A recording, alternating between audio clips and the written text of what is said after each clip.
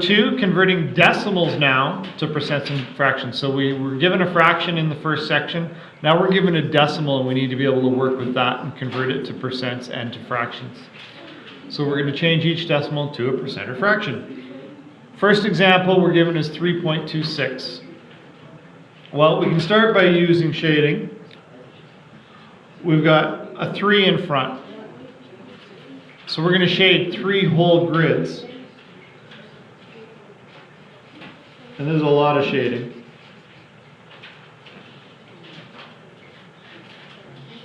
So there's 1 full grid.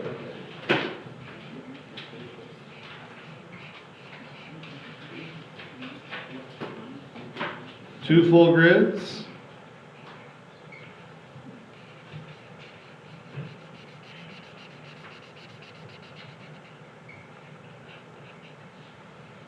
Three grids. And then 26 out of 100 on this last one. So let's see here, 2 rows plus 6.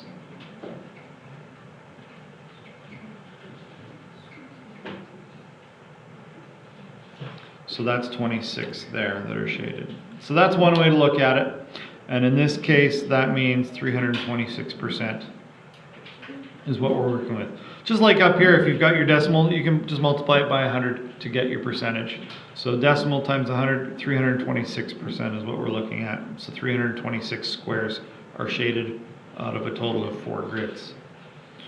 Now, to convert your decimal to a fraction, this is probably the one process that you're forgetting the most, or you're not as comfortable with.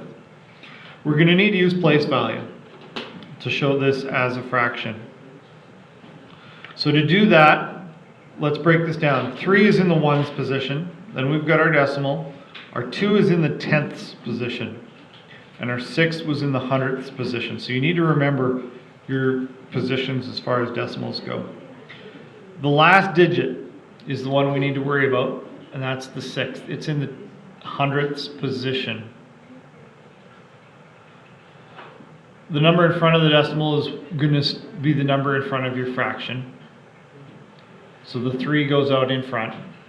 And then the 26th is going to be placed over top of a denominator. And that denominator is determined by the last position here. So this is over the hundredths, so it's going to go over 100.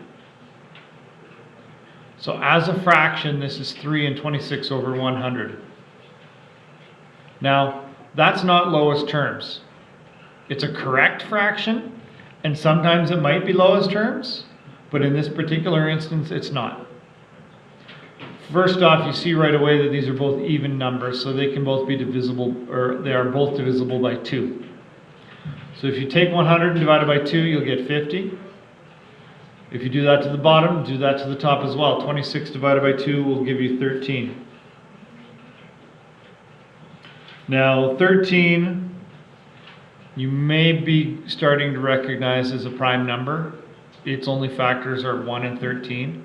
There are no other factors. And 50 is not a multiple of 13, so that's as low as it goes. So 3.26, which we figured out was 326%, can be written as a fraction as 3, and then this 13 over 50. So 3 and 13/50ths is our lowest terms fraction for 3.26. So that's our process. Let's take another look at another example. 0.125. So again, to go to percent, that's pretty easy. Multiply it by 100. And when we do that, we end up with 12.5%. We've just moved this decimal over 2 spots to the right. So it's between the 2 and the 5 right there. So 12.5%. So now, look back at your decimal, and let's figure out how to convert this into a fraction. The 1 is in the tenths, the 2 is in the hundredths, the 5 is in the thousandths position. So that means that everything past the decimal is going to be put over 1,000. So 125 over 1,000 becomes your fraction. Now again, that's not lowest terms.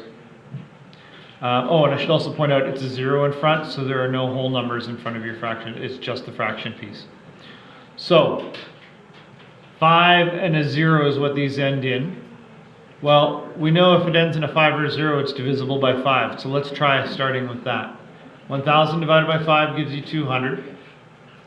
125 divided by 5, if you do that on your calculator, you'll end up with 25.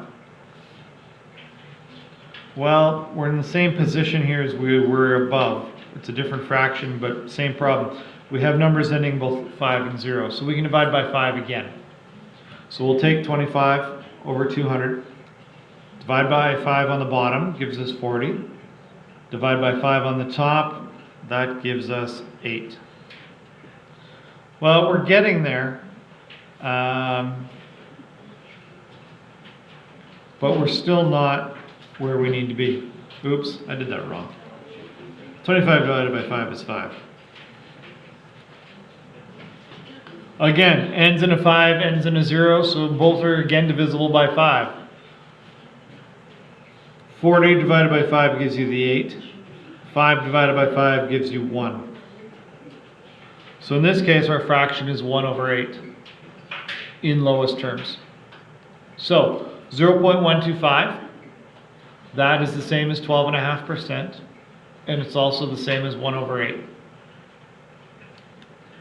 So that's the process to take a decimal and convert it into a percent and a fraction. Now it's your chance with 3 examples in the Show You Know. Give it a go.